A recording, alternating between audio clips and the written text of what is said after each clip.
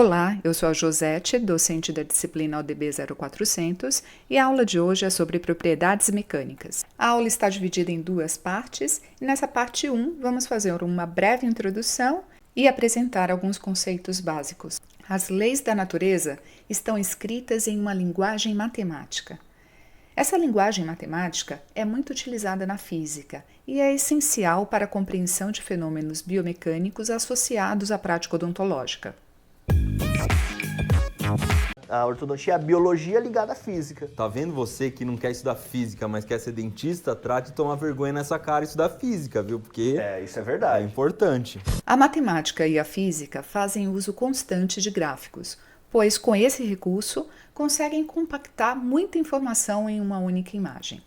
Essa imagem, por exemplo, apresenta a curva tensão-deformação de 4 materiais, e só com essa imagem é possível extrair uma série de informações.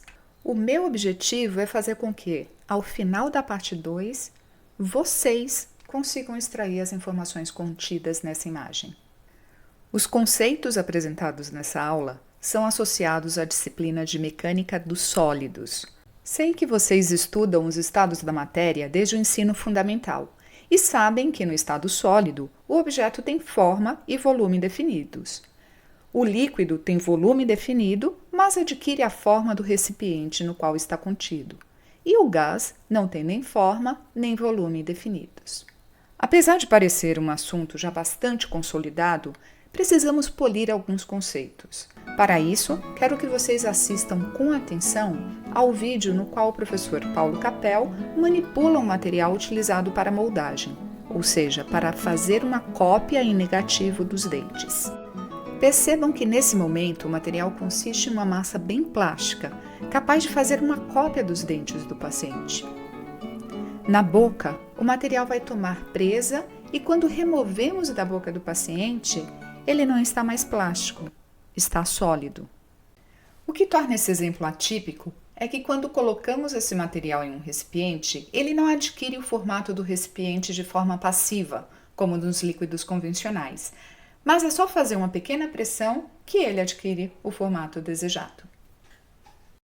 Devido à capacidade desse material de escoar sob pressão e assumir a forma do recipiente ou da região contra a qual é pressionado, consideramos que esse material está no estado líquido.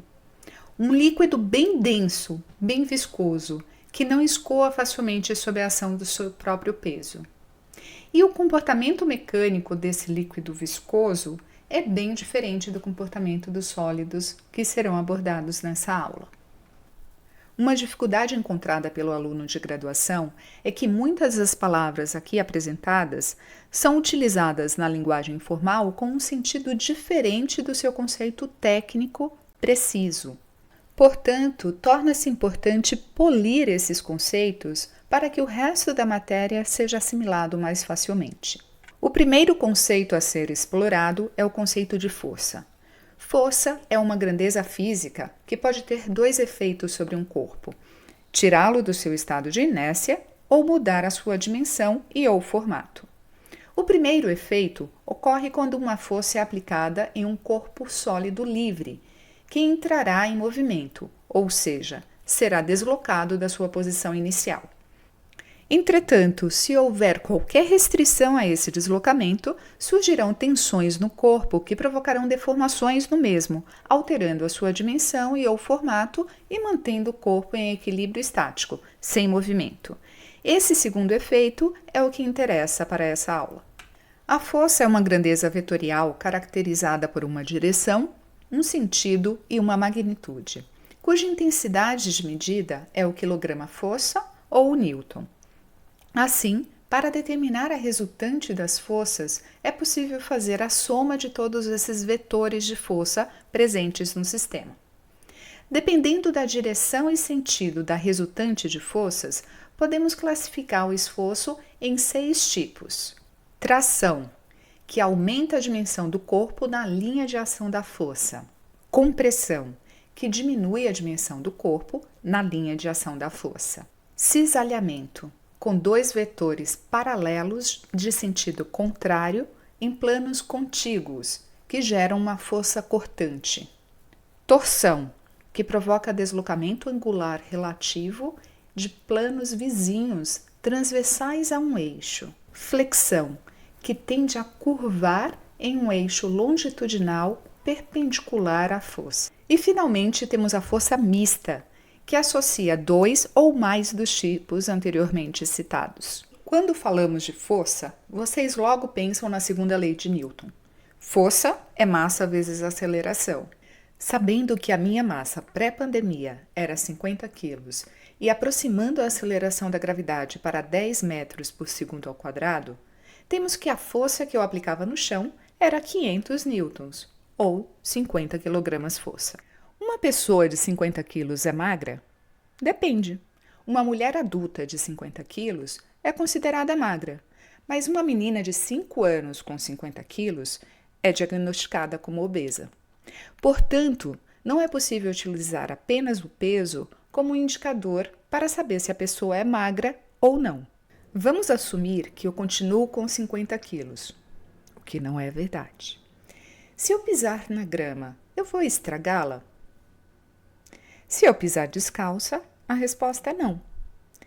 E se eu colocar um salto alto? Nessa situação, a resposta é sim. O salto vai afundar na grama e estragá-la. E qual é a explicação para essa diferença?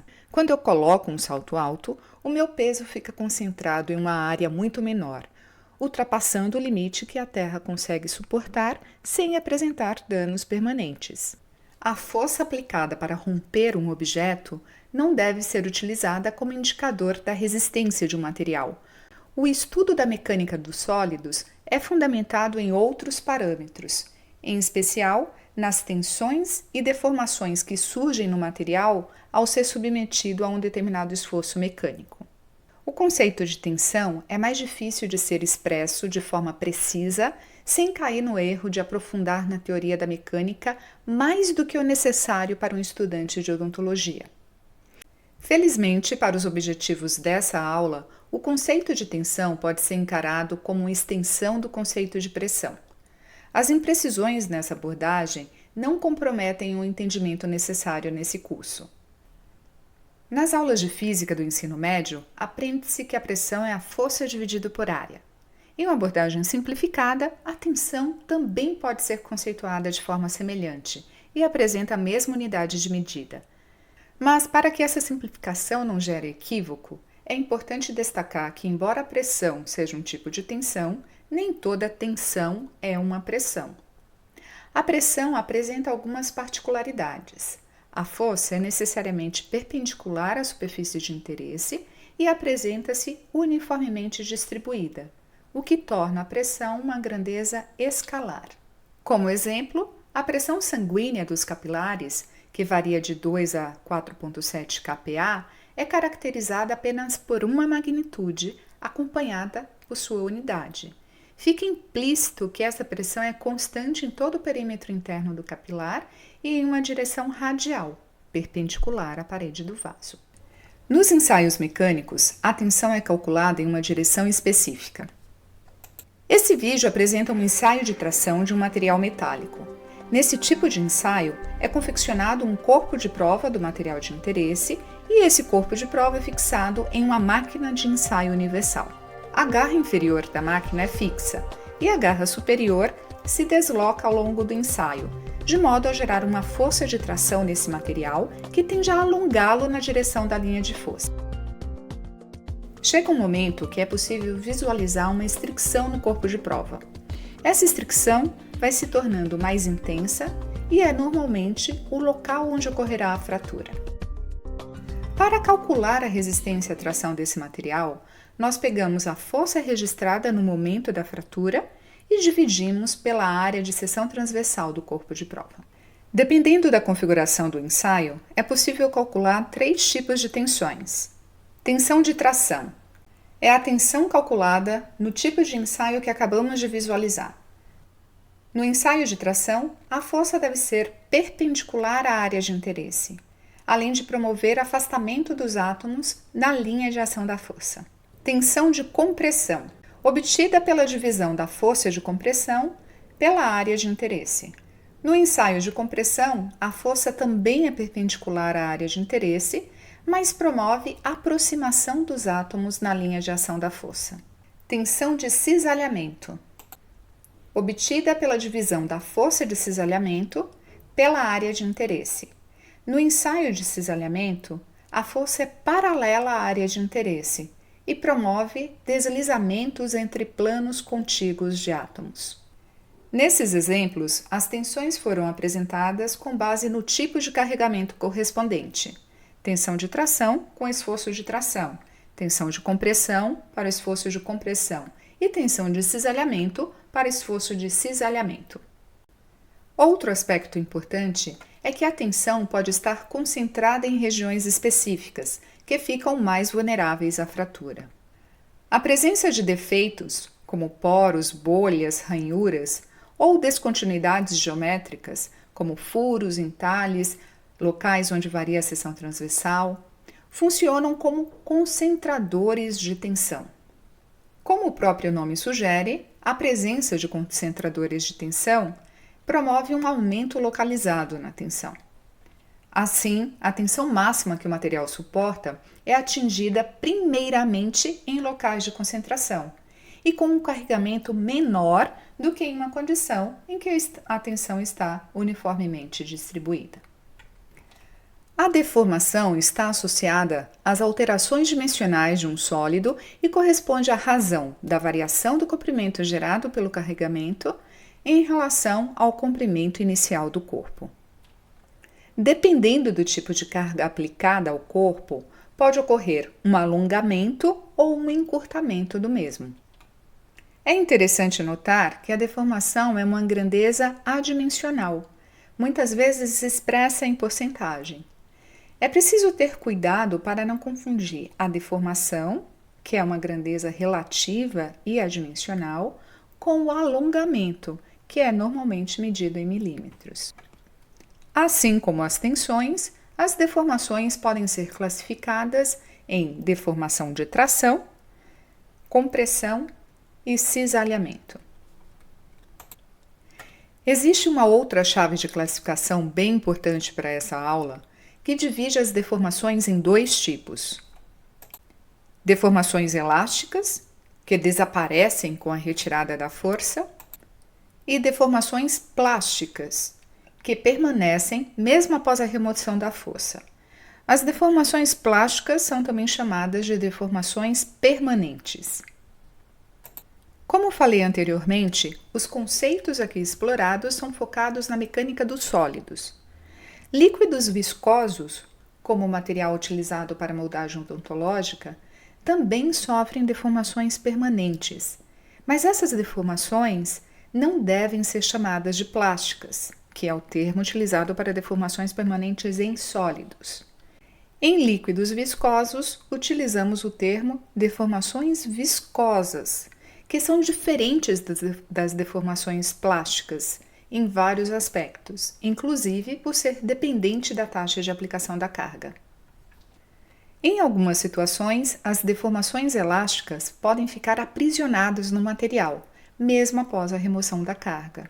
Um exemplo desse fenômeno é observado no tradicional brinquedo Jack in the Box.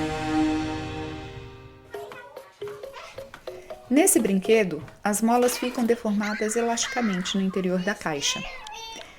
Nesses casos, dizemos que há tensões induzidas.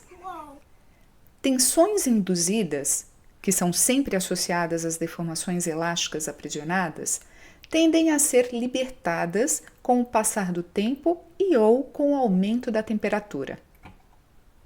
Vocês vão ver no próximo semestre que esse fenômeno ocorre ao deformar gojivas insuficientemente aquecidas ou aquecidas de modo não homogêneo. A libertação de tensões induzidas por erros técnicos durante o ato da moldagem é uma causa comum de aparecimento de distorções em moldes e, por isso, deve ser evitada. Fica a dica, estudem esses conceitos. Obrigada pela atenção, nos vemos na próxima aula.